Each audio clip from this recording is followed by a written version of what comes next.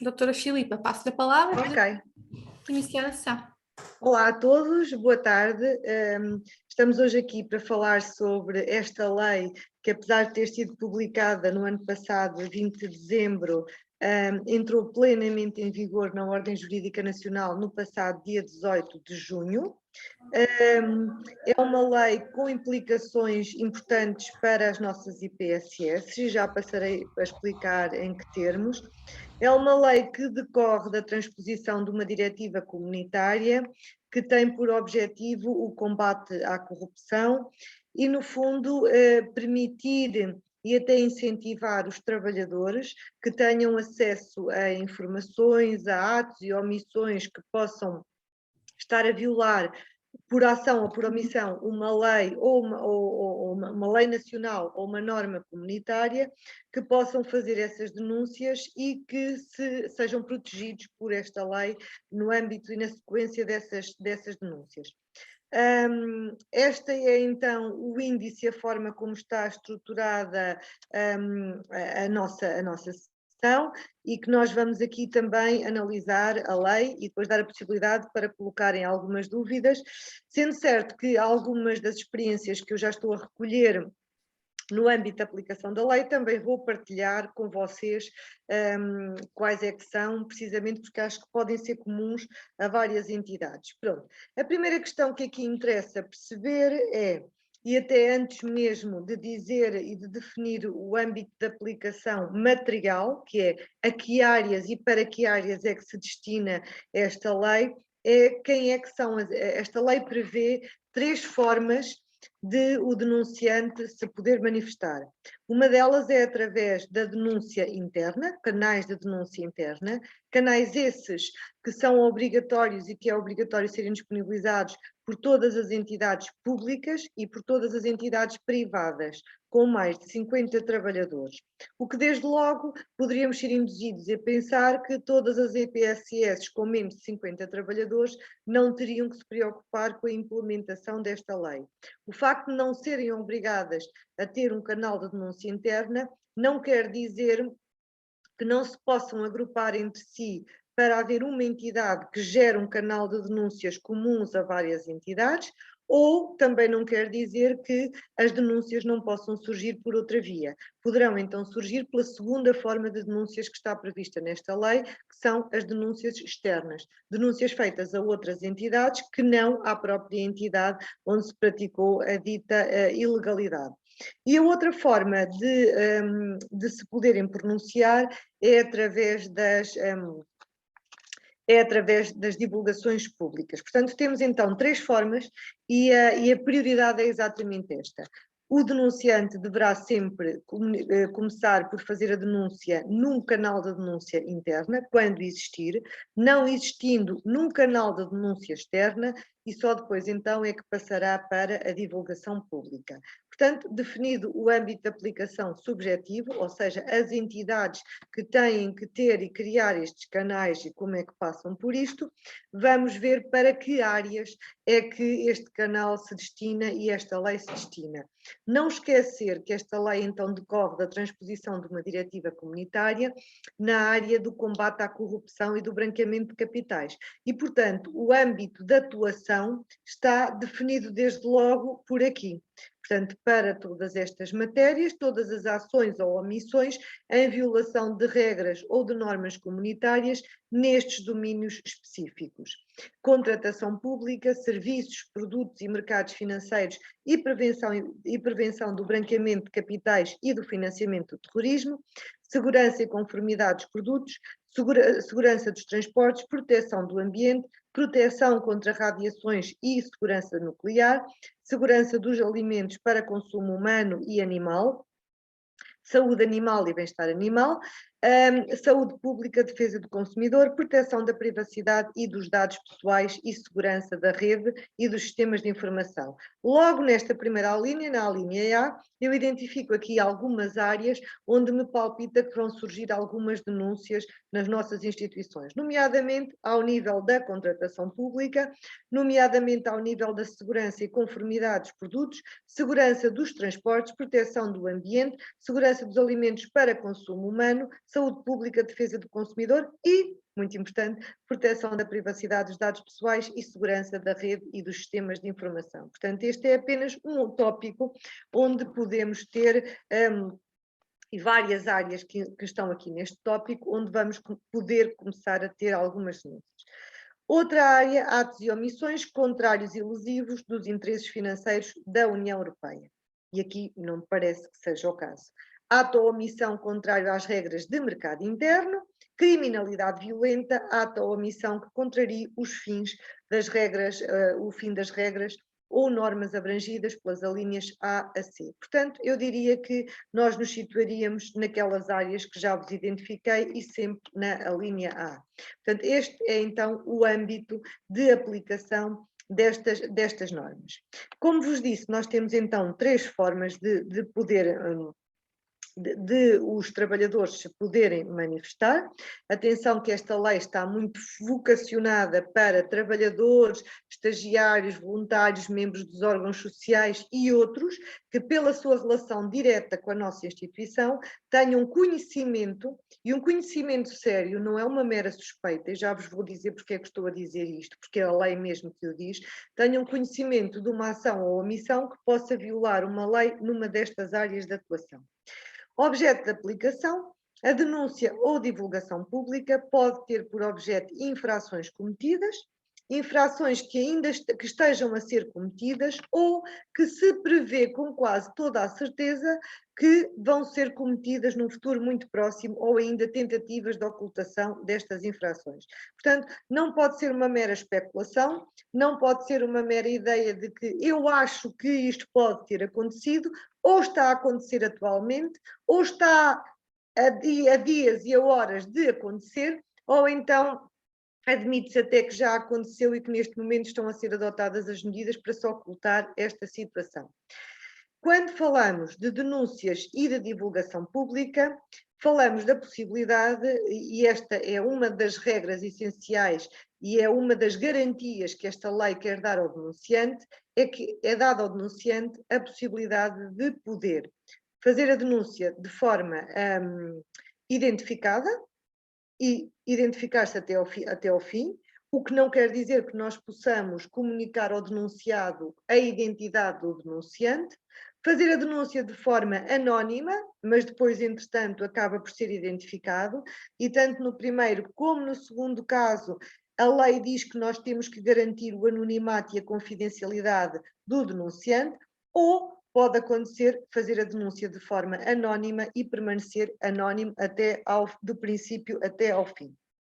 Ora, eu desde logo levanto aqui uma questão que era uma questão que eu estava a partilhar com a doutora Sara e que já ontem falávamos, porque é uma coisa que me está a preocupar muito. Eu vejo muitas empresas de software e muitas instituições muito preocupados em adquirir e comprar os canais de denúncia, como se esta lei fosse só a aplicação de um canal de denúncia e depois já não tivéssemos mais trabalho para além disto. Ora bem, dizer-vos que quando falamos em contraordenações, de facto, a existência ou não do canal de denúncia, a existência de um canal de denúncia é apenas uma das situações que pode dar origem a uma contraordenação.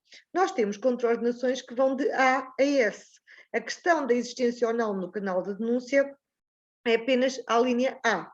Há N situações que podem também dar origem à contraordenação, nomeadamente ter um canal de denúncia que não tenha garantias de exaustividade, integridade e conservação das denúncias ou confidencialidade da identidade ou anonimato dos denunciantes, ter um canal de denúncia, mas depois não termos uma equipa com formação para fazer a triagem e o seguimento da denúncia, ter um canal de denúncia, mas depois recusarmos ao denunciante a realização de reuniões presenciais, ou seja, contraordenações que vêm do A ao S. Portanto, são muitas.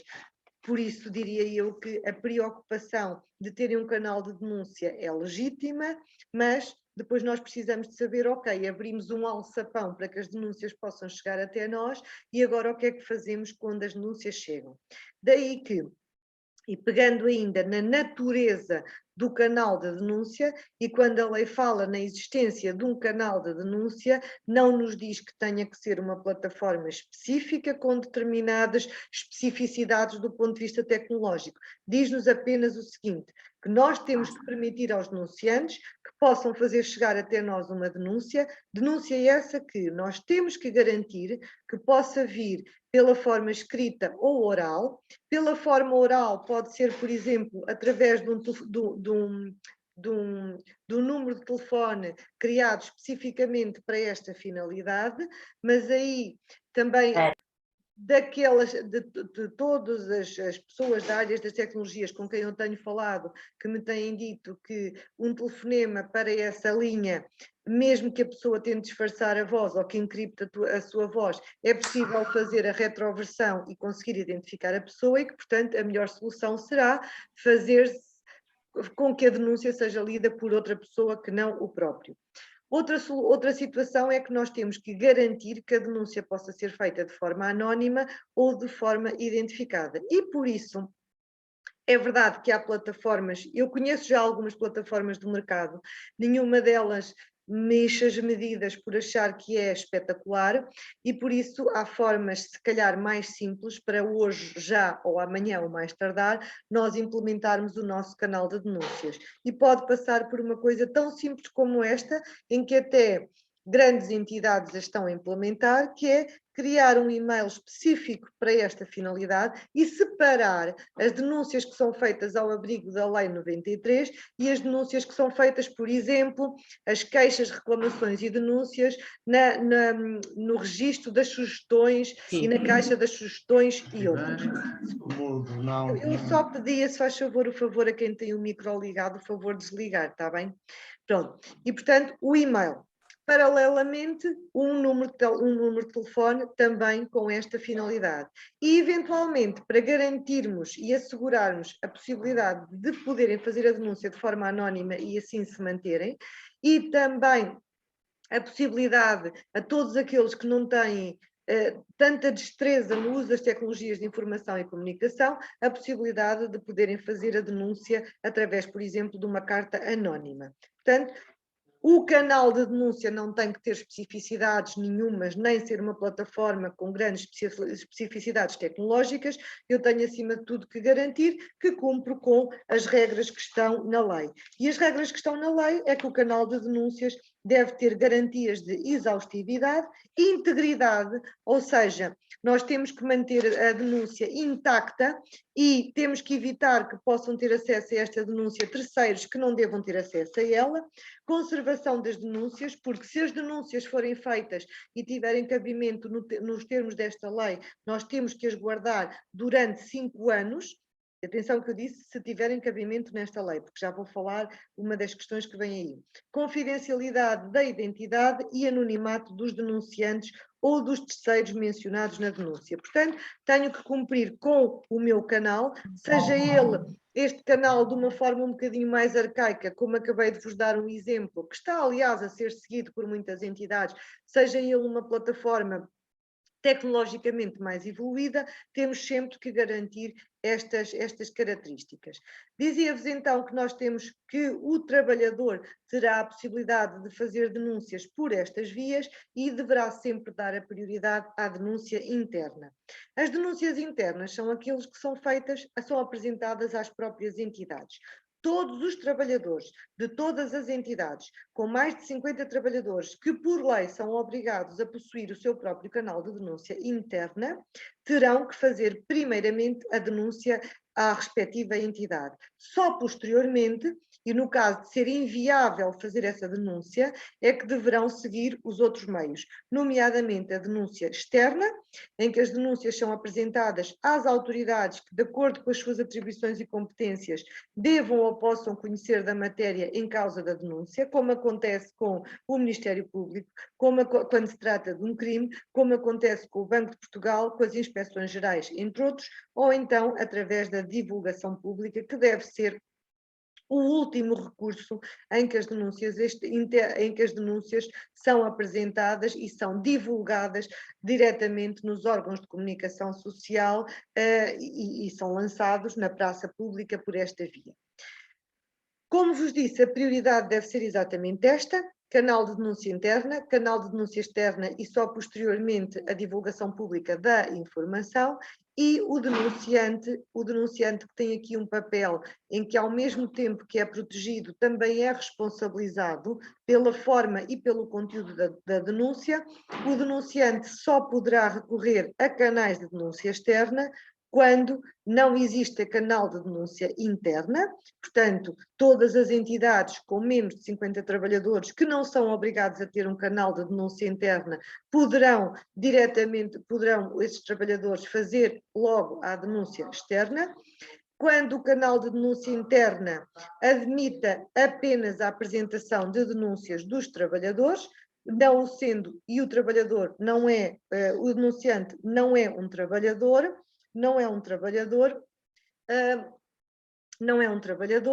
quando tenha motivos razoáveis para crer que a infração não pode ser eficazmente conhecida ou resolvida a nível interno, ou que existe risco de retaliação, que é uma coisa de que está protegido, quando tenha inicialmente apresentado uma denúncia interna e não lhe tenham sido comunicadas, como é de lei, comunicar em 7 dias as medidas previstas ou adotadas na sequência desta denúncia, quando a infração constitua crime ou contraordenação punível com coima superior a 50.000 euros. Portanto, só é possível recorrer aos canais de denúncia externa quando todos estes requisitos estão verificados. Caso contrário, o denunciante também age ele mesmo em situação de ilicitude.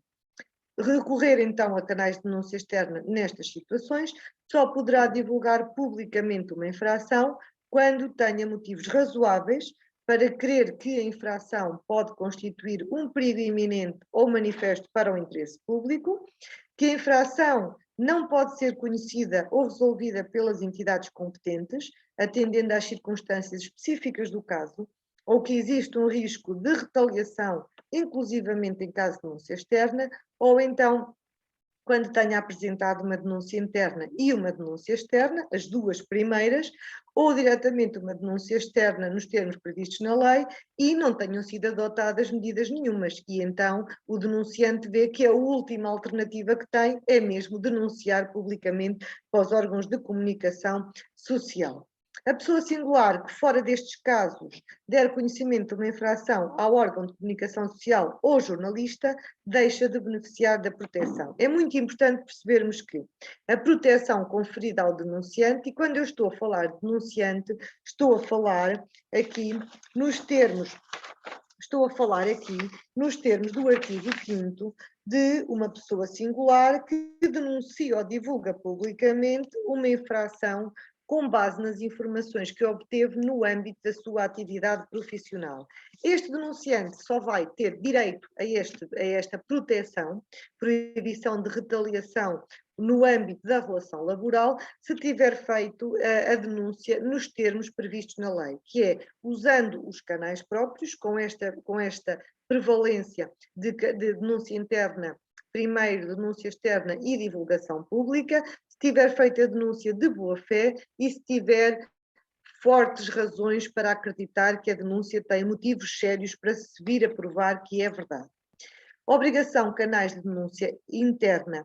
Estão obrigados a ter canais de denúncia interna e reparem que a lei fala em canais, dispõem de canais de denúncia interna, não vos diz que tenha que ser uma plataforma com especificidades A, B ou C, diz-vos apenas que têm que ter estes canais e que estes canais têm que garantir a exaustividade, a integridade, o anonimato, a conservação da denúncia, e se vocês forem a ver, nós podemos alcançar todos estes objetivos através de outras formas que não necessária e obrigatoriamente as plataformas.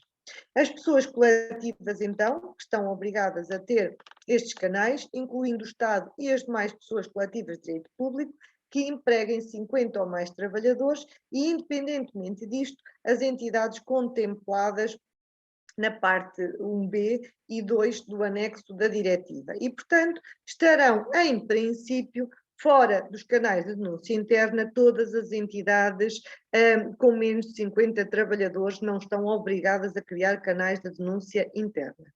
O que não quer dizer que, não é o nosso caso, está bem, das IPSS, mas que mesmo sendo uma entidade com menos de 50 trabalhadores, se estiver referida na parte 1B e 2 do anexo da diretiva, ainda assim terá que criar o seu canal de denúncia interna. Mas é como digo, não é o nosso caso e, portanto, entidades com menos de 50 trabalhadores não se preocupem com o canal de denúncia interna, preocupem-se sim, porque as denúncias poderão vir ou por canais de denúncia externa ou através das divulgações públicas.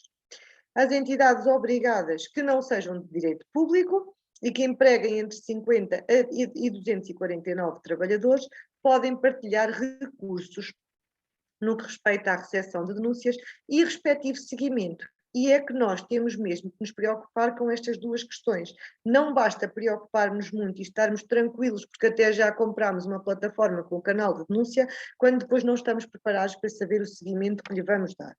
O disposto nos números anteriores é aplicável com as necessárias adaptações às sucursais situadas em território nacional de pessoas coletivas com sede no estrangeiro.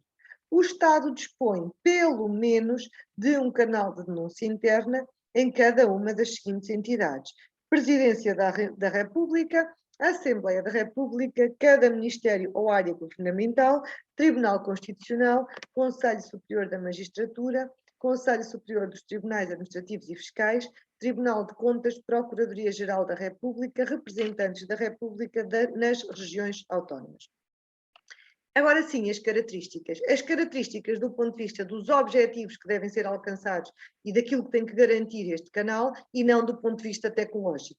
Os canais de denúncia interna permitem a apresentação e o seguimento seguros de denúncias, a fim de garantir a exaustividade, a integridade e conservação da denúncia, a confidencialidade da identidade ou anonimato dos denunciantes e a confidencialidade da identidade dos terceiros mencionados na denúncia e impedir o acesso de pessoas não autorizadas à denúncia. Coloca-se aqui uma questão importante, é que quem é protegido por esta lei são os trabalhadores, voluntários, estagiários, membros de órgãos sociais e todos aqueles que, no exercício da sua atividade profissional, tenham acesso a informações que lhe permitem concluir quanto a uma ilegalidade nestes domínios. E então, nestas situações, se a lei permite, porque permite, que a denúncia possa ser feita de forma anónima ou identificada, se a denúncia é anónima, não tenho forma de saber se aquela pessoa tem algum vínculo com a minha instituição que lhe tenha permitido ter acesso àquela informação. B, eu não tenho como lhe garantir a proibição da retaliação, pois eu nem sei de quem se trata. Ainda assim, é uma denúncia e se eu verificar que tem cabimento nos termos do artigo 2º, ou seja, se for numa destas áreas de atuação, eu sou obrigada a dar seguimento a esta denúncia. Os canais de denúncia interna são operados internamente e, portanto, temos que nomear alguém como responsável pelo canal de denúncia para efeitos de recepção e seguimento de denúncias por pessoas ou serviços designados para o efeito, sem prejuízo do disposto no número seguinte, que permite que os canais de denúncia possam ser operados externamente para efeitos da recepção de denúncias. Em ambas as situações, quer eles sejam operados interna, quer externamente, deve sempre ser garantida a independência, a imparcialidade, a confidencialidade, a proteção de dados, o sigilo e a ausência de conflitos de interesses no desempenho das funções. Ora, desde logo, eu não posso nomear, obviamente, como responsável do canal de denúncia, do canal de denúncia, alguém, no responsável pelo canal de denúncia, alguém que tenha... primeiro, nomear uma pessoa só como responsável pelo canal de denúncia é complicado. Porquê? Porque essa pessoa, desde logo, fica impedida de fazer ela própria uma denúncia e pode ficar numa situação de conflito de interesses, quando, por exemplo, a denúncia for feita relativamente a ela. Portanto, eu tenho vindo a defender que me faz muito mais sentido nomear uma equipa, ou pelo menos 2 pessoas responsáveis pelo canal de denúncias, do que propriamente uma, porque impeço-a de fazer ela própria a denúncia e coloco-a numa situação em que, se a denúncia for feita relativamente a ela fica numa situação de conflito de interesses. Forma e admissibilidade do canal de denúncia interna. Os canais de denúncia interna permitem designadamente a apresentação de denúncias por escrito e ou verbalmente. E como eu tenho que permitir por escrito e ou verbalmente, foi por isso que eu há pouco vos sugeri, por exemplo, a forma mais básica de todas, que é criarem uma linha telefónica que possa ser utilizada para esta via. Além disso, a denúncia verbal permite também ao trabalhador, ou a quem quer fazer a denúncia, ao denunciante, chamemos assim, que possa solicitar uma reunião onde vai manifestar de viva voz a questão que nos quer aqui colocar no âmbito da denúncia. Ora, obviamente que desde logo nessa situação ele não vai ficar numa situação em que esteja protegido o seu anonimato e, portanto, ficamos a saber a identidade da pessoa, o que não quer dizer que depois a mesma possa ser divulgada. Os canais de denúncia interna permitem, então, designadamente, a apresentação de denúncias por escrito e ou verbalmente por trabalhadores, anónimas ou com a identificação do denunciante. Caso seja admissível a denúncia verbal, os canais de denúncia interna permitem a sua apresentação por telefone ou através de outros sistemas de mensagem de voz e a pedido do denunciante em reunião presencial. Portanto, independentemente do canal que vocês encontrem para a denúncia interna, têm que garantir que possa ser feita por escrita oralmente, que oralmente permita a possibilidade de pedir uma reunião presencial, porque fiquem a saber que negarem-se a realizar essa reunião presencial é fundamento e é contraordenação, e é fundamento para uma coima, e têm que permitir que seja feita de forma anónima ou identificada. A denúncia pode ser apresentada com recurso a meios de autenticação eletrónica com cartão de cidadão ou chave móvel digital ou com recurso a outros meios de identificação eletrónica emitidos em outros Estados-membros e reconhecidos para o efeito. O que, desde logo, a identidade fica a ser conhecida e, portanto, é uma denúncia identificada, mantemos o anonimato e garantimos o anonimato e confidencialidade do denunciante. Portanto, temos então as denúncias que podem ser feitas de forma anónima ou identificadas, de forma anónima, mantendo-se anónimas até ao final, o que significa desde logo que nós não vamos ter que comunicar ao denunciante, porque não sabemos quem é, o desenrolar do procedimento que se seguiu à apresentação da denúncia. De forma identificada significa que nós, 7 dias, por exemplo, após a denúncia, vamos ter que comunicar ao denunciante o que é que fizemos com aquela denúncia. E então os cenários aqui podem ser vários, e brincava eu com a doutora Sara no início, brincava, mas com alguma seriedade, porque me palpita que isto vai acontecer, que era, nós vamos receber denúncias, vamos receber queixas e vamos receber queixinhas, e vamos ter que ter a capacidade, e por isso é que a lei fala também no dever de dar formação aos responsáveis pelo canal de denúncia, vamos ter que ter a capacidade de fazer uma triagem daquilo que são denúncias no âmbito desta lei, daquilo que são denúncias fora desta lei. E podem ser denúncias fora desta lei, mas que têm um procedimento próprio, como acontece, por exemplo, com o assédio moral. O assédio moral não é uma denúncia que esteja no âmbito desta lei. Está no âmbito do Código do Trabalho e há um procedimento próprio, por isso é que nós somos obrigados a ter um canal de conduta e de prevenção do assédio moral, e por isso é que, se um trabalhador nos comunicar uma situação de assédio moral, nós somos obrigados a dar seguimento e a fazer um processo disciplinar nesta situação. Portanto, é isto que tem que ser informado quando, por exemplo, um trabalhador nos faz uma denúncia relativamente a uma situação de assédio moral. É, por esta via nós não vamos dar seguimento à tua denúncia, mas sim vamos encaminhar para o procedimento normal no âmbito do assédio moral. Mas depois ainda tenho outro cenário. Tenho o cenário em que vou receber às tantas queixinhas que não têm rigorosamente nada a ver nem com esta lei, nem com outra, e que nem sequer são do nosso âmbito de atuação. Por exemplo, dizer porque vamos imaginar, porque um membro do órgão social, na sua vida pessoal, tem atitudes que são pouco recomendáveis ou pouco idóneas, nomeadamente não paga a renda de casa.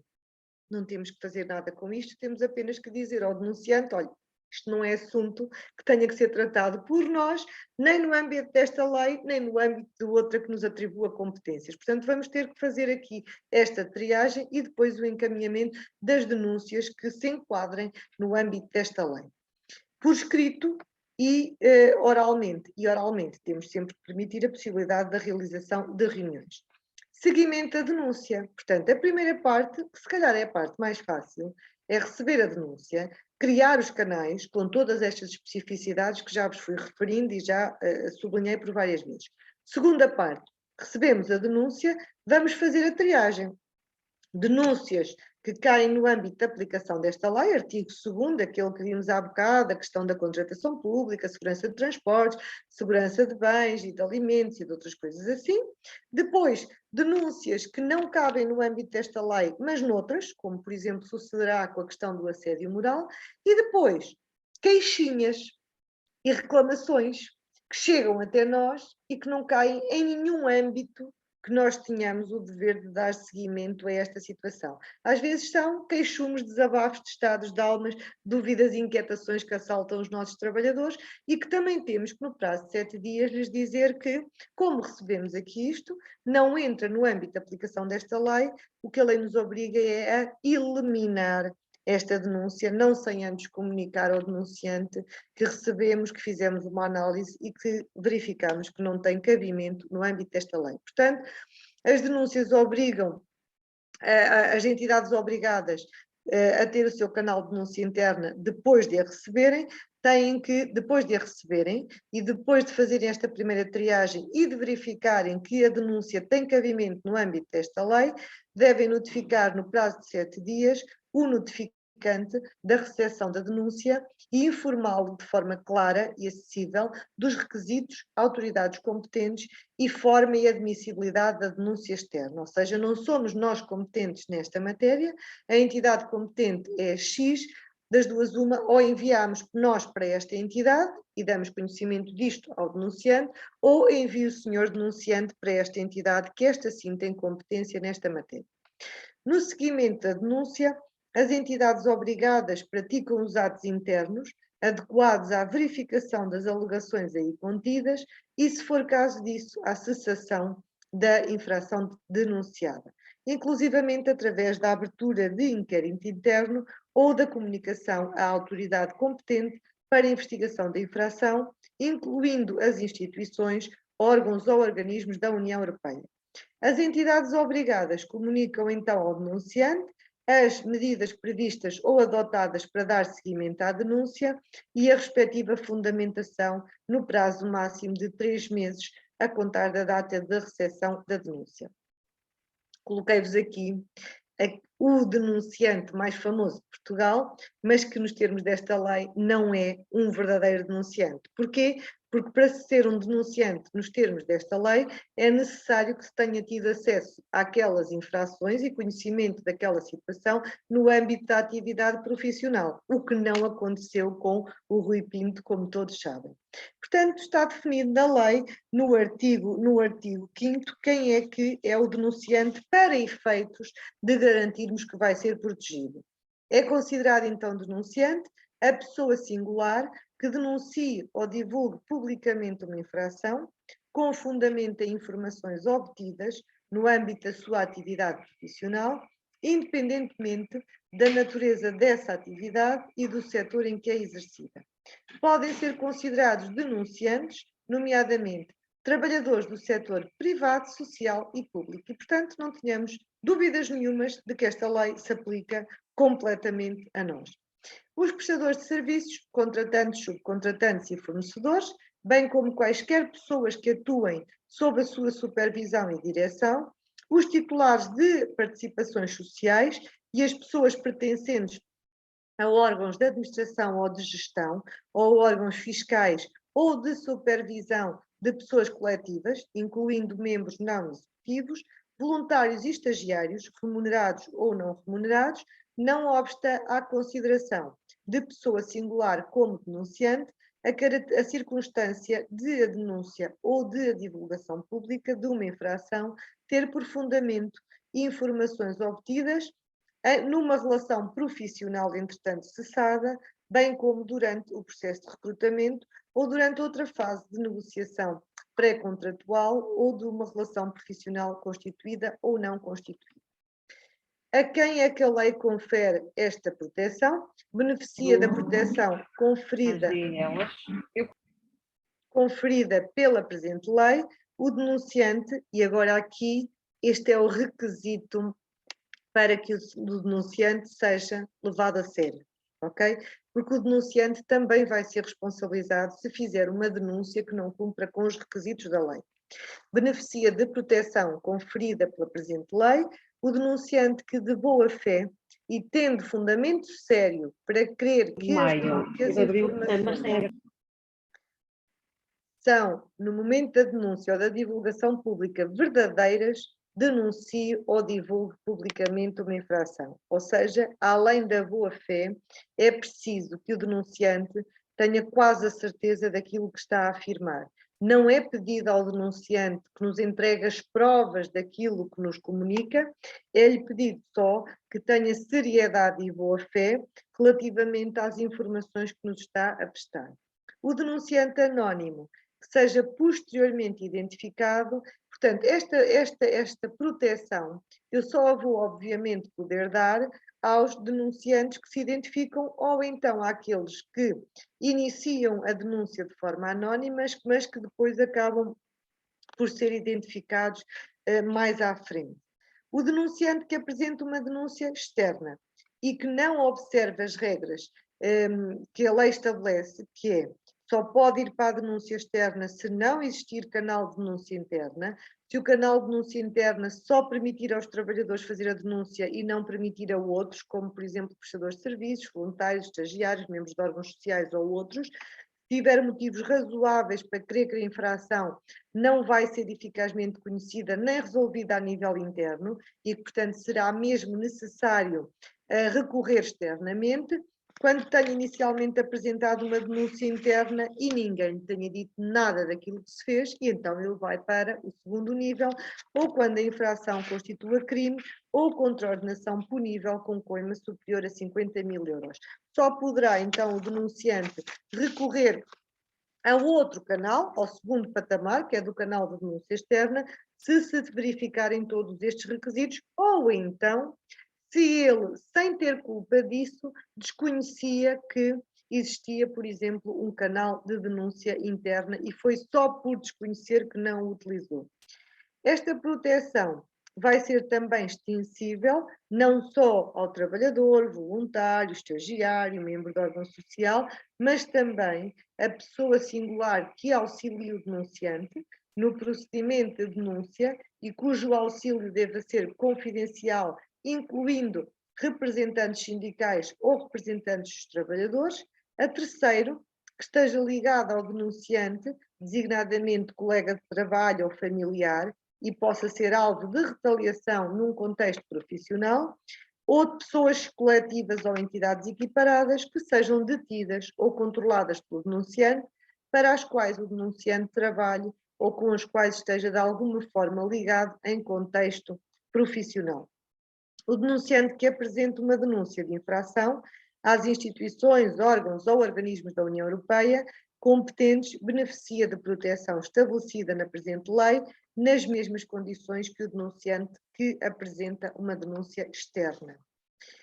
Que medidas de proteção é que estão reconhecidas ao denunciante?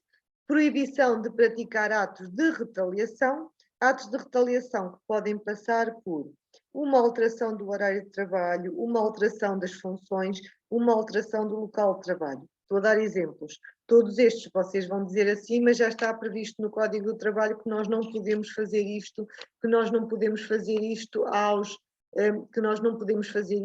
aos nossos trabalhadores. Já está previamente previsto no nosso Código do Trabalho, pois está. Só que esta lei dá-nos a certeza de que isto não pode acontecer, de que isto não vai poder acontecer durante o prazo de 2 anos após a realização da denúncia, a menos que qualquer um destes atos tenha por justificação não a denúncia, mas outro facto qualquer objetivo, e cabe aqui à instituição fazer prova disso mesmo. É um ato de retaliação o ato ou omissão que, direta ou indiretamente, ocorrendo em contexto profissional e motivado por uma denúncia interna, externa ou divulgação pública, cause ou possa causar ao denunciante, de modo injustificado, danos patrimoniais ou não patrimoniais. As ameaças e as tentativas de atos e omissões referidas no número anterior são igualmente havidas como atos de retaliação. Aquele que praticar um ato de retaliação terá que indemnizar o denunciante pelos danos causados. Independentemente da responsabilidade civil a que haja lugar, o denunciante pode requerer as providências adequadas às circunstâncias do caso, com o fim de evitar a verificação ou a expansão dos danos. Aqui estão então as medidas de proteção e a proibição da retaliação. E esta é uma garantia muito forte para o trabalhador. É a maior de todas conferida no Código do Trabalho. Reparem que nós já temos no Código do Trabalho a garantia de que, durante 6 meses após o exercício do direito, não podemos despedir um trabalhador. Durante 1 ano após a denúncia no âmbito de uma situação de assédio moral, também não o vamos poder despedir. E esta dá-vos uma garantia durante 2 anos, ou seja, vamos imaginar que durante estes 2 anos, após a denúncia, uma das vossas instituições, por exemplo, altera o horário de trabalho de um trabalhador, vai ter que provar, daquele trabalhador que denunciou, vai ter que provar que esta alteração não teve rigorosamente nada a ver com a denúncia feita. E por isso é que estamos aqui a falar de uma presunção, e todas as presunções em direito são ilidíveis, portanto, podem ser afastadas, mas têm que ser afastadas pela entidade patronal. Ou seja, isto para o trabalhador é quase que uma situação extremamente confortável, em que, se fizer uma denúncia, vai ficar, em princípio, numa situação em que durante 2 anos não podem alterar as suas condições de trabalho, não podem suspender o seu contrato de trabalho, não lhe podem dar uma avaliação negativa, não podem não renovar o contrato de trabalho, ou seja, há uma destas situações. Há uma destas situações assim. Então temos, presumem-se motivados por denúncia interna, as alterações das condições de trabalho, tais como funções, horário, local de trabalho ou retribuição, não promoção do trabalhador ou incumprimento de deveres laborais, suspensão do contrato de trabalho, avaliação negativa de desempenho ou referência negativa para fins de emprego, não conversão de um contrato de trabalho a termo num contrato sem termo, sempre que o trabalhador tivesse expectativas legítimas nessa conversão, não renovação de um contrato de trabalho a termo, despedimento, inclusão numa lista com base em acordo à escala setorial, que possa levar à impossibilidade de, no futuro, o denunciante encontrar emprego no setor ou indústria em causa, resolução do contrato ou fornecimento ou de prestação de serviços, revogação de ato ou resolução de ato administrativo, conforme definidos no Código do Procedimento Administrativo. Portanto, são então estas as situações em que, durante 2 anos, em princípio, o trabalhador está protegido que venham a ocorrer, a menos que exista uma situação que nada tem que ver, e isso é uma coisa que cabe a prova única e exclusivamente à vossa instituição, que nada tem a ver com a denúncia feita. Os denunciantes têm também direito, nos termos gerais, à proteção jurídica, podem beneficiar, nos termos gerais, de medidas de proteção de testemunhas em processo penal. As autoridades competentes prestam o auxílio e colaboração necessários a outras autoridades para efeitos de garantir a proteção do denunciante contra atos de retaliação, inclusivamente através de certificação de que o denunciante é reconhecido como tal ao abrigo da presente lei. Tutela jurisdicional, os denunciantes gozam de todas as garantias de acesso aos tribunais para a defesa dos seus direitos e interesses legalmente protegidos. É também muito importante aqui verificar a responsabilidade do denunciante. Há uma norma na Lei do Trabalho em Funções Públicas que não se aplica a nós, mas que eu acho muito interessante porque responsabiliza os trabalhadores pelas informações e pelas denúncias que fazem. E diz assim: se uma pessoa dolosamente participar de um comportamento de um colega que se vem a provar que não existiu, essa pessoa que fez aquela denúncia dolosa e caluniosa pode ser despedida com justa causa. E esta é uma norma que nós não temos no Código do Trabalho, nem nas nossas instituições, em nenhum dos contratos coletivos de trabalho da CNIS, mas a verdade é que é uma norma interessante e que aqui explora-se um bocadinho nesta lei a responsabilidade do denunciante, dizendo basicamente o seguinte: o denunciante só será objeto de toda esta proteção, de toda esta proibição de retaliações, se fizer a denúncia nos termos e com a forma e com os requisitos previstos nesta lei. Porque se não cumprir todas estas regras, poderá ser objeto de responsabilidade disciplinar, civil, controle-nacional ou até mesmo criminal. Portanto, vejam como a lei diz: a denúncia ou divulgação pública de uma infração feita de acordo com os requisitos impostos pela presente lei, não constituirá por si fundamento de nenhuma destas formas de responsabilidade. Mas se não for feita de acordo com os requisitos impostos na lei, sim senhor, poderá haver lugar a qualquer uma destas responsabilidades. Sem prejuízo dos regimes de segredo salvaguardados pelo disposto no número 3 do artigo 3º, o denunciante que denuncia ou divulgue publicamente uma infração, de acordo com os requisitos impostos pela presente lei, não vai responder pela violação de eventuais restrições à comunicação ou divulgação de informações constantes da denúncia ou divulgação pública. No que diz respeito aos segredos e aos sigilos profissionais aqui abrangidos, a lei tem vindo a ser acusada de ser um bocadinho imperfeita.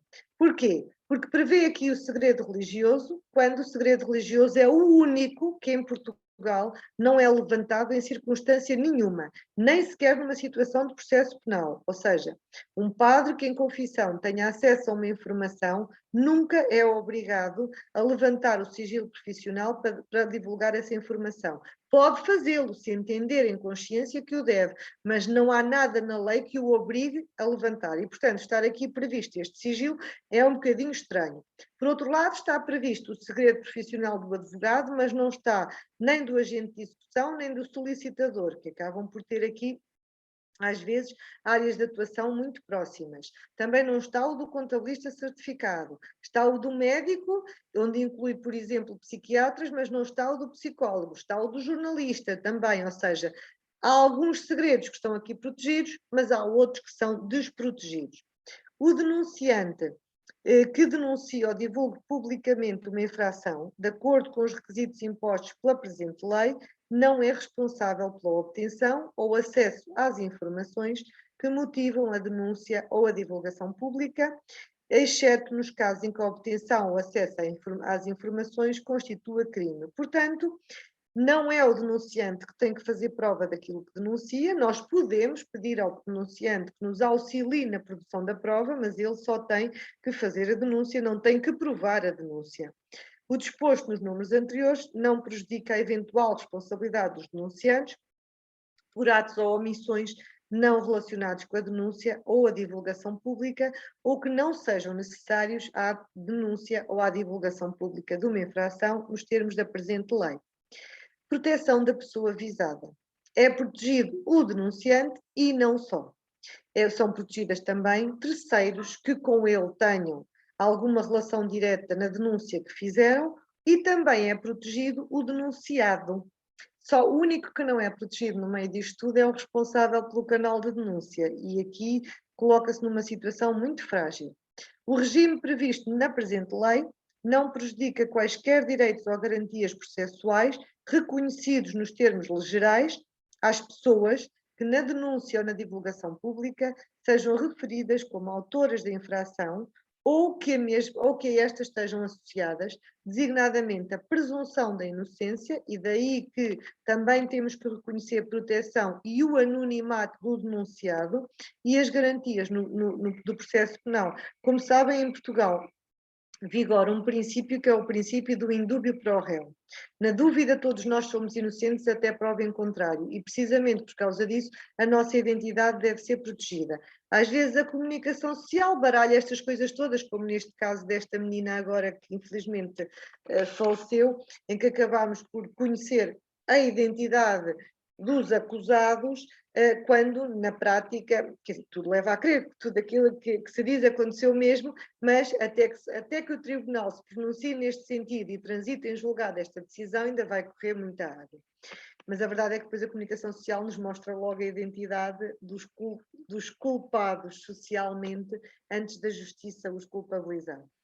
O disposto na presente lei, relativa à confidencialidade da identidade do denunciante, é também aplicável à identidade dos denunciados. Portanto, esta lei protege o denunciante, não revelando a sua identidade, protege o denunciado, não revelando a sua identidade. Nada diz é relativamente ao responsável pelo canal de denúncia. A pessoa referida na linha A do número 4 do artigo 6º, e essa pessoa é então a pessoa singular que auxilia o denunciante no procedimento de denúncia e cujo auxílio deve ser confidencial, incluindo representantes sindicais ou representantes de trabalhadores, responde solidariamente com o denunciante pelos danos causados pela denúncia ou pela divulgação pública em violação dos requisitos impostos pela lei. Mais uma vez, se refere à responsabilidade do denunciante, dizendo-se que ele pode ser responsabilizado se pela denúncia que fez tiver causado danos ao denunciado. Aqui estão então os direitos dos trabalhadores. Os trabalhadores são, desde logo, considerados por lei como denunciantes preferenciais, artigo 5º, número 1, a linha A, número 2, a linha A, para efeitos do número anterior, podem ser considerados denunciantes, nomeadamente os trabalhadores do setor privado, social ou público. E, portanto, como são considerados denunciantes, têm os direitos que lhes são reconhecidos entre nós, no Código do Trabalho e nas convenções coletivas, nos contratos coletivos de trabalho celebrados pela CNIS. Para quem trabalha na administração pública, os direitos que estão reconhecidos na Lei do Trabalho em Funções Públicas e no respectivo instrumento de regulamentação coletiva de trabalho, se for o caso. Então, o que esta lei nos vem pôr aqui em articulação é, por um lado, a liberdade de expressão do trabalhador, que está prevista no artigo 14 do Código do Trabalho, no artigos 26 e seguintes da Constituição, artigos 70 e seguintes do Código Civil. Esta liberdade de expressão do trabalhador acaba, no fundo, por, conciliada até com este dever de interesse público, que é de pôr o trabalhador ao serviço do combate à corrupção, obriga-o mesmo a comunicar a situação de infração de que tem conhecimento. E com isto nós não podemos considerar que houve uma violação do dever de lealdade, tal como está definido no artigo 128, número 1, a linha F do Código do Trabalho. Portanto, neste sentido, o trabalhador vai ser protegido contra qualquer sanção abusiva, nomeadamente por ter exercido ou pretender exercer um direito que a lei lhe reconhece. Ou seja, se a lei lhe reconhece o direito a falar e a denunciar, ele não vai ser prejudicado, nem lhe pode ser aplicada qualquer sanção por isto. Outro direito que está aqui em causa é a proibição do assédio. Artigo 20 do Código do Trabalho, que por acaso também se aplica à administração pública exatamente nos mesmos termos.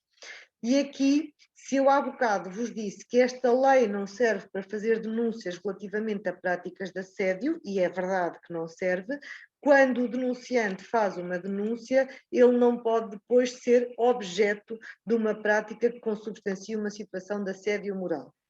Por último, ver aqui com vocês as sanções, que obviamente são muito graves, não temos aqui contraordenações leves, tal como também não temos no Regulamento Geral de Proteção de Dados, porque enquanto que no Regulamento Geral de Proteção de Dados não temos contraordenações leves, pura e simplesmente porque estamos a falar de algo que é essencial para todos nós, que é a nossa privacidade e a proteção da privacidade, aqui estamos a falar de algo que é essencial para todos individualmente e para todos como sociedade, que é o combate à corrupção e a prevenção do branqueamento de capitais.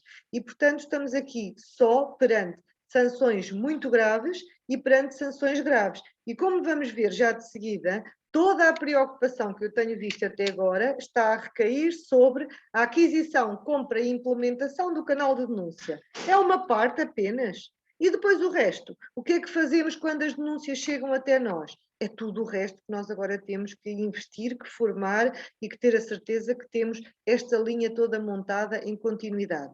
Contraordenações muito graves, quando, por exemplo, a entidade impede a apresentação ou o seguimento da denúncia, e eu impeço a apresentação da denúncia e o seguimento, quando, estando obrigada nos termos da lei a criar o canal de denúncia, não o tenho previsto, ou quando o tenho previsto, mas não deixo que o trabalhador faça uso desse canal, e o não deixar que o trabalhador faça uso desse canal pode ser, por exemplo, o criar um canal tão complexo que o comum dos nossos trabalhadores, com conhecimentos mais medianos, baixos, ao nível das tecnologias de informação e comunicação, seja afastado por esta via. Daí que, por exemplo, a questão simples de um telefonema ou de uma carta pode-me resolver bem esta questão de permitir a todos que possam fazer as denúncias. Então, contraordenação grave esta, impedir a apresentação ou o seguimento de denúncia, praticar atos retaliatórios, não cumprir o dever de confidencialidade, que tem que ser conferido não só ao denunciante, a todos aqueles que com ele estão relacionados e também ao denunciado, comunicar ou divulgar publicamente informações falsas. E estas sim, já muitas vezes podem ser aplicáveis ao denunciante. Contraordenações graves, não dispor de canal de denúncia sem estas garantias de exaustividade, integridade e de confidencialidade ao anonimato, não conservar as denúncias, se a denúncia for feita nos termos desta lei e tiver cabimento nesta lei, tem que ser conservada durante 5 anos seguidos. Recepção ao seguimento da denúncia em violação dos requisitos de independência, imparcialidade e da ausência de conflitos de interesse, falta de formação a colaboradores. Formação para quê? Para saber como receber e o seguimento que deve ser dado às denúncias, dispor de um canal de denúncia interno que não garanta a possibilidade de denúncia a todos os trabalhadores, não garanta a possibilidade, e portanto a todos os trabalhadores. Para mim, temos que garantir que temos um canal de denúncia universal e acessível a todos. Canais de denúncia muito complicados estão desde logo a afastar aqueles trabalhadores que têm menos conhecimentos nas áreas mais tecnológicas, que não garanta a possibilidade de apresentar denúncia com a identificação do denunciante ou anónima, ou que não garanta a apresentação da denúncia por escrito, verbalmente ou de ambos os modos.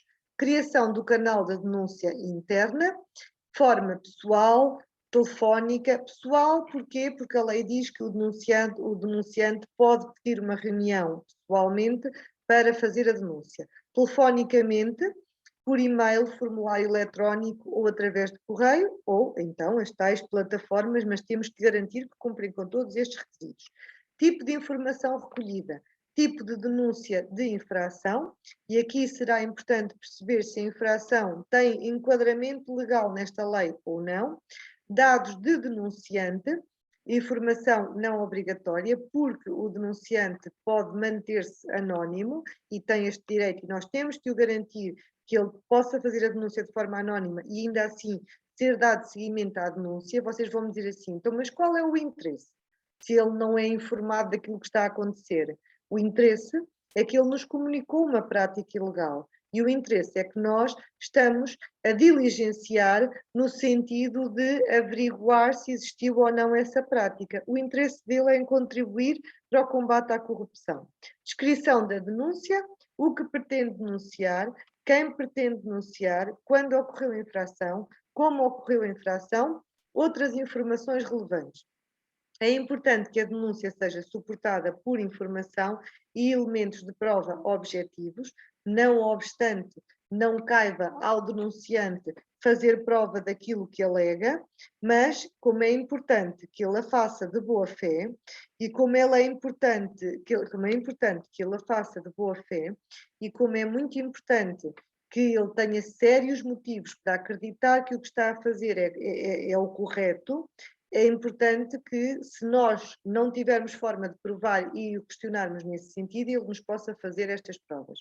Identificar os elementos que junta à denúncia, embora isto não seja obrigatório. Toma conhecimento, está a apresentar uma denúncia que será tratada em consonância com esta lei. Para mais informações sobre as práticas de privacidade, consulte a nossa política de privacidade ou então envie um mail para a entidade tal. Gestão da denúncia interna. As entidades obrigadas notificam no prazo de 7 dias o denunciante da recepção da denúncia e informam-no de forma clara e acessível dos requisitos, autoridades competentes e forma de admissibilidade. Portanto, a denúncia chegou. O que é que temos que fazer? Desde logo uma primeira triagem. Se a denúncia tiver cabimento no âmbito desta lei, em 7 dias comunicamos ao denunciado que vamos iniciar procedimentos internos de averiguações e que vão ser tomadas medidas, eventualmente até vão ser imediatamente implementadas medidas que ponham fim à situação que se vem a verificar e que é denunciada. Segundo cenário, a denúncia não tem cabimento nesta lei, mas sim noutra. Então vamos dizer ao denunciante que, não tendo cabimento nesta lei, vamos acompanhar esta denúncia e dar seguimento pela via e pelo processo próprio. Terceiro cenário, não somos nós que temos competência naquela matéria, mas sim outra entidade. E aqui podemos fazer duas coisas. Ou enviamos nós a denúncia para outra entidade e damos conhecimento disto ao denunciado, ou damos conhecimento ao denunciado, devolvendo a denúncia que não somos nós com competência, quem tem competência é X. Quarto cenário, a denúncia não tem rigorosamente pernas por onde se lhe pegar e, portanto, devolvemos ao denunciante dizendo que isto não é uma denúncia, nem nos termos desta lei, nem nos termos de nenhuma, é uma queixa, um queixume, um desabafo de alma e, portanto, não vamos dar seguimento porque não somos obrigados a tal e, como tal, ele não vai beneficiar da proteção da retaliação e de outros atos que está reconhecida apenas e só aos verdadeiros denunciantes. No seguimento da denúncia, as entidades obrigadas praticam atos internos adequados à verificação das alegações aí contidas e, se for caso disso, à cessação da infração denunciada, inclusive através da abertura de um inquérito interno ou da comunicação à autoridade competente para a investigação da infração, incluindo as instituições, órgãos ou organismos da União Europeia. As entidades obrigadas comunicam ao denunciante as medidas previstas ou adotadas para dar seguimento à denúncia e a respectiva fundamentação no prazo máximo de 3 meses a contar da data da recepção da denúncia. Criação de um procedimento interno de denúncia, documento disponibilizado fisicamente na IPSS e no sítio institucional com a seguinte informação: identificação do responsável pela denúncia, do responsável pelo canal, registro das denúncias, procedimento de acesso e controle de dados, conservação dos registros das denúncias, recepção e seguimento, conclusão do procedimento. E, portanto, de uma forma assim, algo sumária pelo tempo, mas ainda assim percorremos todos os aspectos mais importantes. Gostaria então de saber, através da doutora Sara, dúvidas que tenham relativamente a esta sessão de esclarecimento. Muito bem. Temos já aqui duas questões colocadas no bate-papo. Já vi. Sim. Se o uso de caixa de denúncias similar às das sugestões de reclamações poderá ser um bom canal de denúncia? Até pode, mas não me garante a possibilidade de fazer a denúncia de forma oral, nem a possibilidade da denúncia ser feita através da reunião. E nós temos que distinguir entre a caixa de sugestões / reclamações e a denúncia feita nos termos desta norma. Portanto, é importante aqui fazer uma destrinça e uma separação, e é como digo, garantir que a denúncia feita nos termos desta lei possa ser feita de forma anónima ou identificada, de forma escrita ou de forma oral. E da forma oral pode ser feita oralmente através de um canal de voz ou até de viva voz pedindo uma reunião com a entidade. Ok? E uma segunda questão, se na prática, se enviarmos uma comunicação aos trabalhadores, fornecedores e familiares, utentes, a dar conhecimento que se encontra no site da instituição toda a informação da Lei número 93 e do e-mail e de um contacto telefónico, cumprimos com todos os requisitos da lei. Cumprimos com o requisito de dar publicidade que temos o canal. Exato. Acho que é importante colocar no site, acho que esta comunicação também me faz sentido, mas também me faz sentido fazer uma comunicação por escrito que seja afixada naquilo que a lei designa os locais de estilo, nomeadamente ao pé do nosso mapa de horário de trabalho, mapa de férias, aqueles locais onde nós sabemos que os nossos trabalhadores vão passar por ali. Ok? Acho que é importante porque nós assim garantimos a exaustividade, ou seja, todas as pessoas, mesmo aquelas que não recorrem ao nosso site, tiveram acesso àquela informação. E esta é uma questão de facto muito importante, é que não basta ter o canal, é preciso dar publicidade de que temos o canal e que estamos receptivos a receber as denúncias por esta via. Também será um passo muito importante, e é como digo, eu tenho notado muita preocupação em criar o canal, mas depois não há ainda os procedimentos internos para pôr em marcha o seguimento das denúncias, e será importante que a vossa entidade nomeie alguém como responsável pelo canal de denúncias. A meu ver, deverá ser alguém, não uma pessoa só, pelos motivos que já vos disse anteriormente, mas uma equipa que possa trabalhar aquela denúncia e, idealmente, até uma equipa multidisciplinar, porque nós temos ali matérias tão distintas como proteção de dados, segurança de bens e de alimentos, e temos ali também, por exemplo, a questão da contratação pública. Isto são áreas muito distintas para dar resposta, não é? A divulgação pode ser feita através dos regulamentos internos da instituição? Não será o suficiente, porque os regulamentos internos não são acessíveis a todos, nomeadamente a todos os voluntários, estagiários, subcontratantes e outras pessoas que se relacionam connosco por outra via e que, nos termos do artigo 5º, são considerados como denunciantes, ou seja, trabalhadores, prestadores de serviços, contratantes, subcontratantes e fornecedores, titulares de participações sociais ou os nossos órgãos sociais, voluntários, estagiários, remunerados ou não. Portanto, só os regulamentos internos acho pouco. E acho que até o regulamento interno nem é o sítio próprio para ter esta informação. Exato. Parece-me. Mais alguma questão? Alguém que pretenda intervir? Ao nível social, diga-me uma coisa, como é que fazemos a gestão de resposta a um anónimo? Ora bem, boa questão. A questão de resposta a um anónimo. Pensarmos assim, esta lei destina-se essencialmente a pessoas que tenham connosco um vínculo profissional. Em princípio, um anónimo não o terá, mas se ele é anónimo, nós não sabemos se tem ou não tem algum vínculo connosco. E a lei obriga-nos a dar seguimento à queixa feita por ele. Vamos dar seguimento interno. Não temos uma pessoa a quem tenhamos que em 7 dias dizer agora vamos fazer isto, isto, isto, isto. Agora imagine, é um anónimo. Faz uma denúncia daquelas que não têm nem pés nem cabeça. Vocês não vão a machucar o papel e pôr no caixote do lixo. Vão dar entrada desta denúncia, vão fazer uma análise e vão fazer um relatório a dizer que, tendo dado entrada a uma denúncia anónima e, portanto, não existindo a necessidade de comunicar ao denunciante o seguimento da mesma, não lhe foi dado seguimento algum por se ter concluído que a mesma não tinha cabimento nos termos da Lei 93. Mas é sempre importante que tudo isto fique muito bem fundamentado por escrito. As coimas são elevadas e vão começar a aparecer. E eu acho que nós vamos ter muito trabalhinho com este canal de denúncias, porque vai-se misturar tudo. Denúncias, queixas, queixinhas e, olha, desabafos de estado de alma. E nós sabemos que as pessoas são assim. Queixam-se por tudo e por nada. E qual seria o prazo de conservação dessa denúncia anónima que não teve fundamento? Nenhum. Porque a lei diz que, não sendo denúncias feitas nos termos desta lei, que são apagadas e liminarmente apagadas logo que se chega a essa conclusão. A formação tem que ser dada a todos os trabalhadores ou só Não, à equipa? Só àqueles que são os responsáveis pelo canal de denúncia. Exatamente. A todos os trabalhadores, o importante é que tenham conhecimento da existência do canal. E se nos fizerem uma denúncia por telefone e desligarem e nós não tivemos a oportunidade de perceber bem a denúncia, como é que procedemos nestes casos? Fazemos um registro a dizer que no dia tantos do tantos foi feita por telefone esta denúncia com este teor assim assim.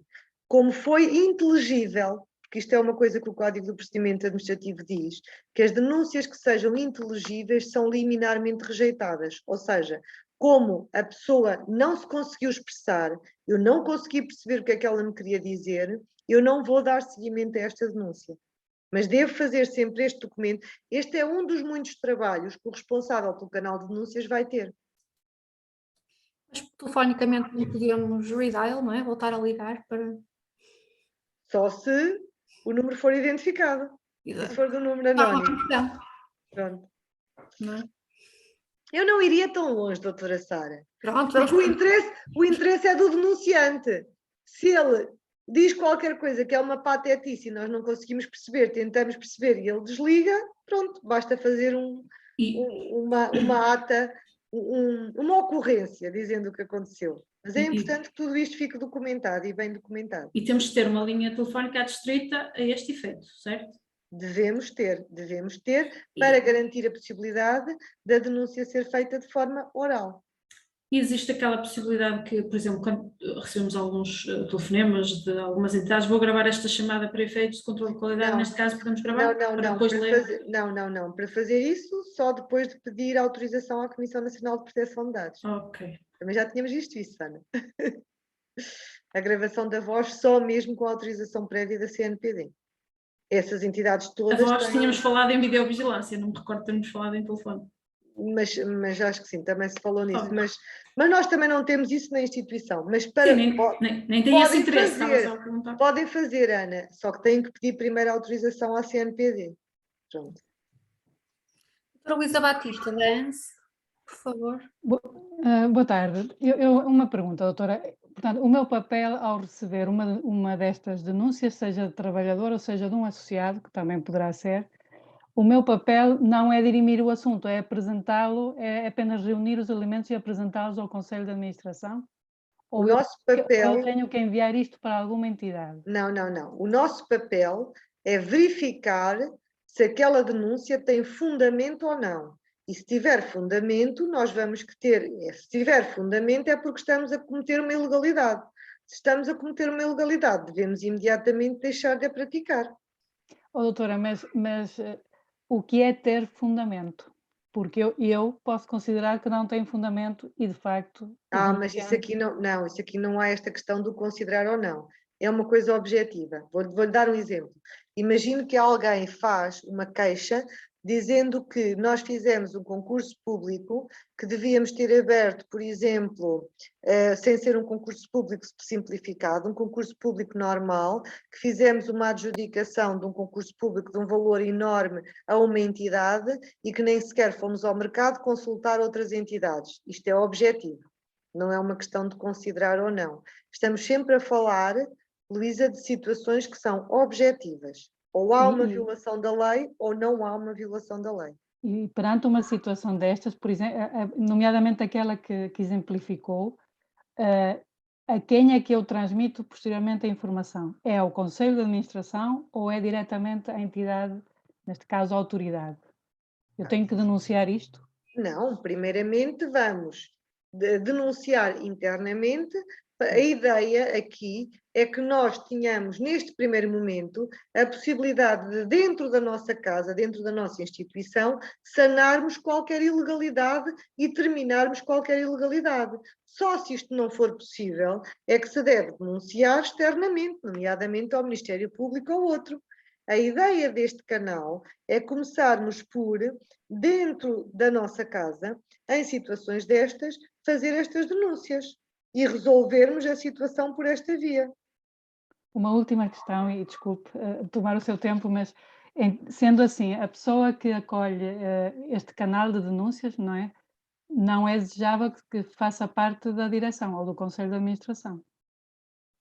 Pode ser uma pessoa que faça parte do Conselho de Administração, não deve ser uma só pessoa e essa pessoa fazer parte do Conselho de Administração, porque senão entra numa situação de conflito de interesses. Muito bem. Muito obrigada, doutora. Muito obrigada. Não sei se mais algum participante pretende intervir. Boa tarde, eu gostava de colocar uma questão, por favor.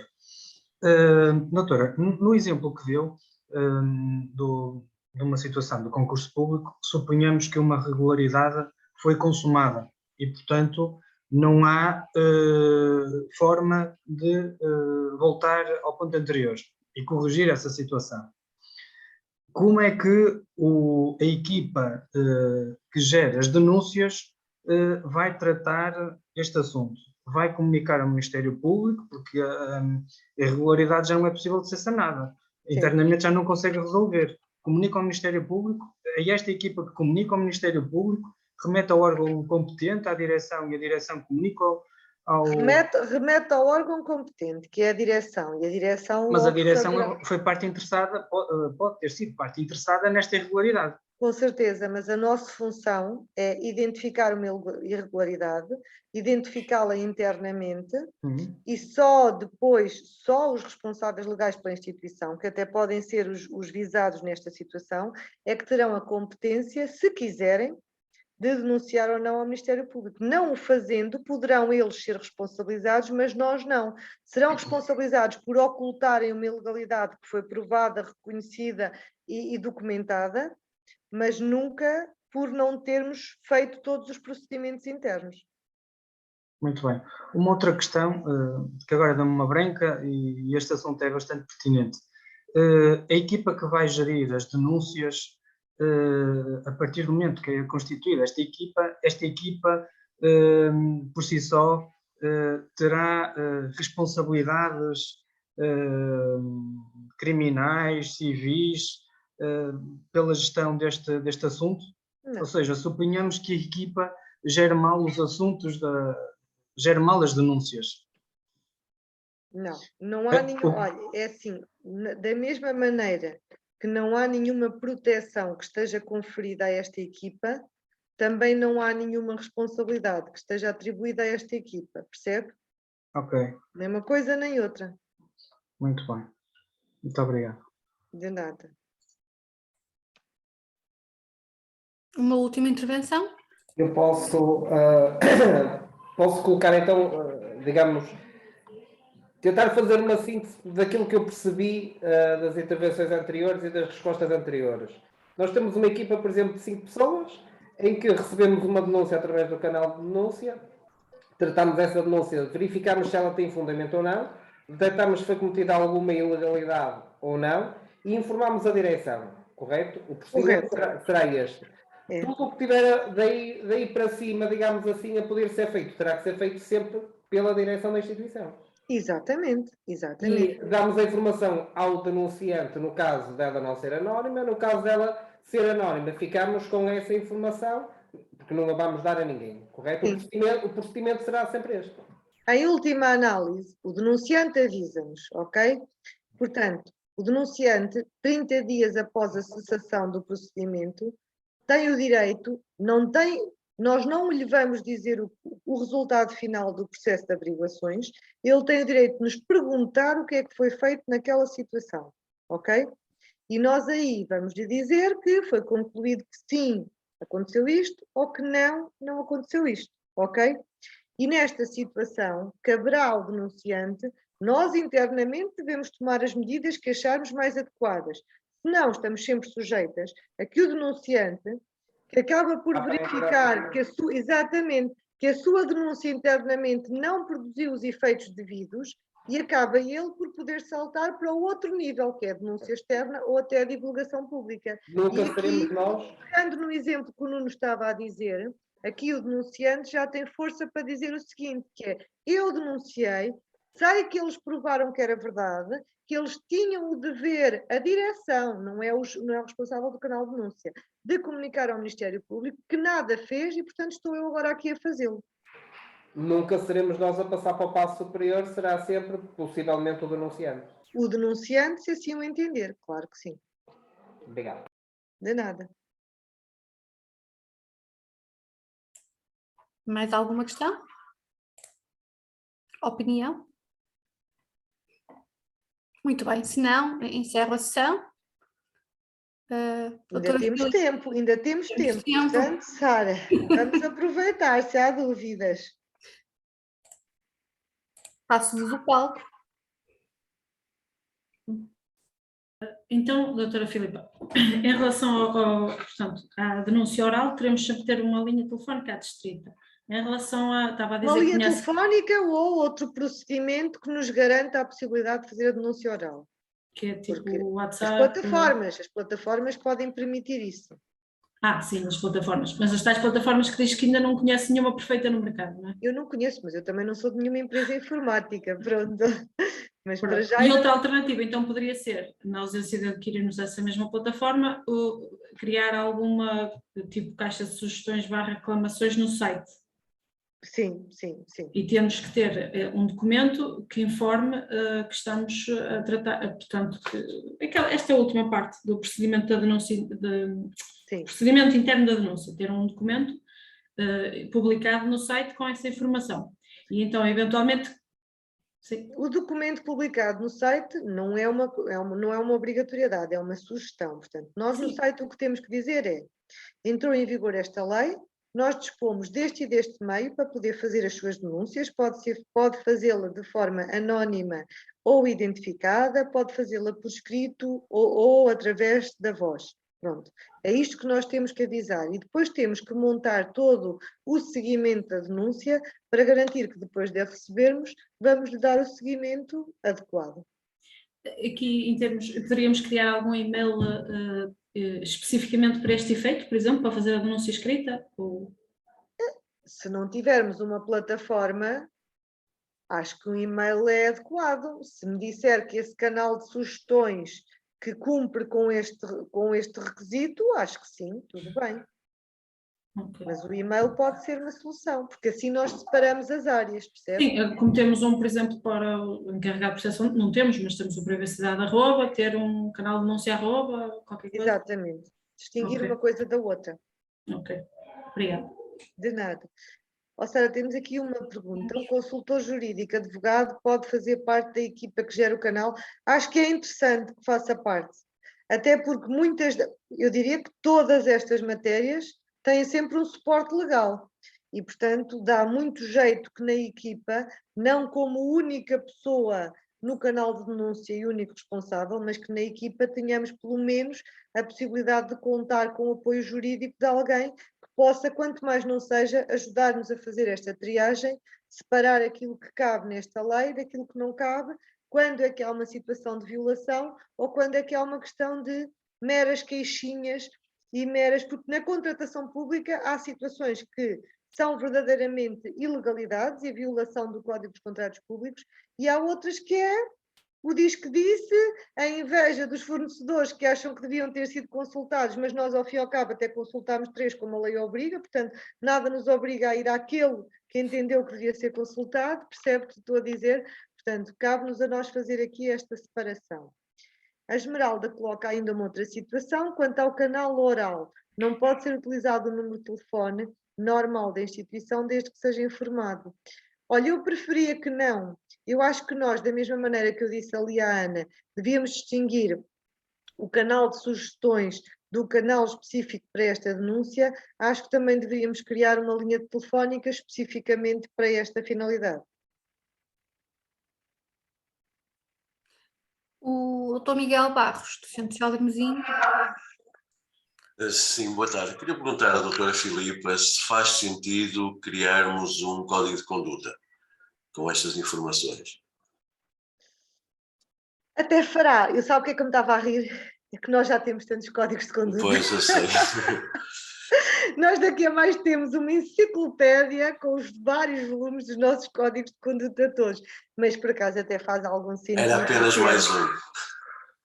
Chamamos código de conduta ou manual de procedimentos, mas sim, acho que é importante, pelo menos nesta primeira fase de arranque, criar uma espécie de um fluxograma um bocadinho mais detalhado, com o encaminhamento que deve ser dado e como é que se deve fazer tudo isto assim de seguida. Acho que não é uma ideia que me choque, nem é uma ideia que eu acho má, bem pelo contrário, é uma ideia que eu acho boa. Só me ri mesmo por causa disto, porque nós hoje já temos. Ok, obrigado. Boa tarde, posso colocar uma questão? Mais alto, por favor. Boa tarde, eu sou Fátima Aparecida Adissa nós já temos um plano anticorrupção. Estas regras, pode constar deste plano anticorrupção, pode fazer parte, não? Não, É não diferente. precisamente porque é diferente, exatamente. Pronto. É no âmbito de um pacote anticorrupção, mas distingue-se dessas leis de anticorrupção. Sim. E as áreas de intervenção são distintas. Muito bem, obrigada. Por isso convém separar as águas. Acho que é uma das coisas que nós temos que garantir.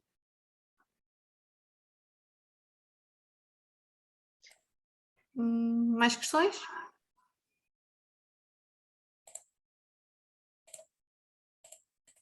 Estou aqui a ver se alguém mais tem alguma questão. Não, Não? não me parece. Pronto. Muito bem. Então, Espera lá. quando formamos equipa, temos de formar algum organismo? Não. É uma forma, aliás, formar a equipa ou nomear o responsável pelo canal de denúncia deve ser feito por escrito, com um documento assinado pelas partes, não é? Pela entidade e pela pessoa ou pessoas que vão ficar responsáveis por este canal, onde são identificadas as suas responsabilidades, e isto deve constar do nosso dossiê de compliance, ou seja, é mais uma evidência de que estamos a fazer tudo direitinho, um bocadinho à semelhança daquilo que acontece no Regulamento Geral de Proteção de Dados. Pergunta ainda a Arminda, ao consultor jurídico pode ser externo? Sim, pode. Nós temos que nomear internamente o responsável pelo encaminhamento e esse tem que ser nomeado internamente, mas pode recorrer a auxílio externo. Aliás, vou-vos dizer só do conhecimento que tenho que a maior parte das câmaras municipais está neste momento a nomear equipas, a escolher equipas de gestão de canal de denúncias, todas elas externas. Precisamente para garantir a isenção e a imparcialidade, e depois por uma questão muito interessante, é que reparem que o denunciante é protegido de atos de retaliação, o denunciado é protegido e é mantido no anonimato, mas a pessoa que está a encaminhar as denúncias não tem proteção na lei nenhuma. Ou seja, imaginem que, vou dar aqui um exemplo, imaginem que eu sou responsável, eu trabalho numa das vossas instituições, eu sou responsável pelo canal de denúncia, a denúncia é relativamente a um ato praticado pelo meu dirigente, eu avanço com a investigação contra o meu dirigente, o denunciado é protegido durante 2 anos daqueles atos todos de retaliação, o denunciado também é protegido no seu anonimato, eu que estou a gerir o canal de denúncia, eu que dou a cara contra o meu presidente, e nada a mim na lei me protege de qualquer ato de retaliação. E têm dúvidas de que eles vão acontecer? Claro que vão. Não nas IPSS do Porto, mas noutras IPSS de Portugal, não é? Sim. Doutora Arminda, uma questão, se ficando em ata a nomeação é suficiente?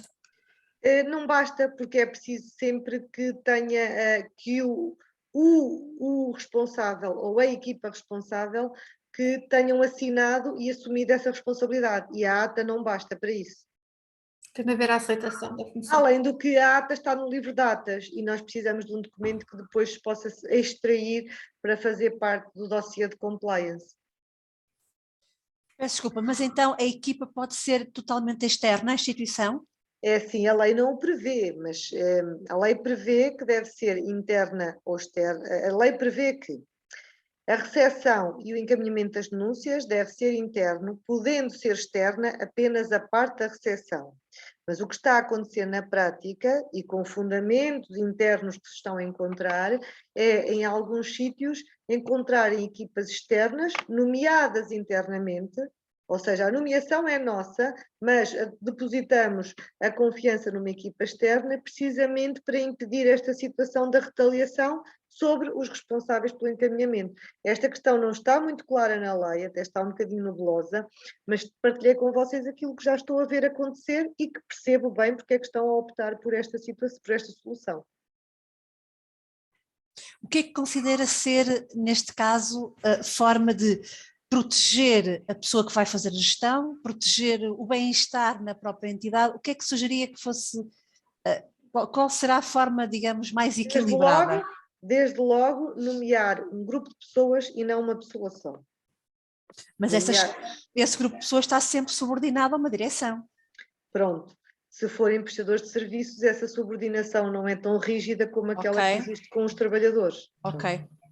Se nós misturarmos, como até uma sugestão aqui colocada, se nós misturarmos alguém externo com pessoas internas, nós damos mais segurança a todos, porque o resultado daquela investigação não partiu só dos nossos trabalhadores, mas foi um conjunto e um trabalho conjunto de pessoas que estão mais dependentes juridicamente de nós e outras que estão menos dependentes do ponto de vista jurídico. Ok. Obrigada. Obviamente que tudo isto ainda será muito mais amadurecido, pronto, nos próximos tempos, mas por hora é aquilo que me parece que é o mais adequado.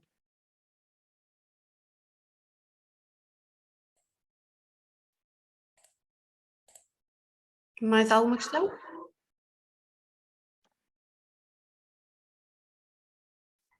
Pronto, resta-nos agradecer a vossa participação. Doutora, obrigada. Conhecer também o seu conhecimento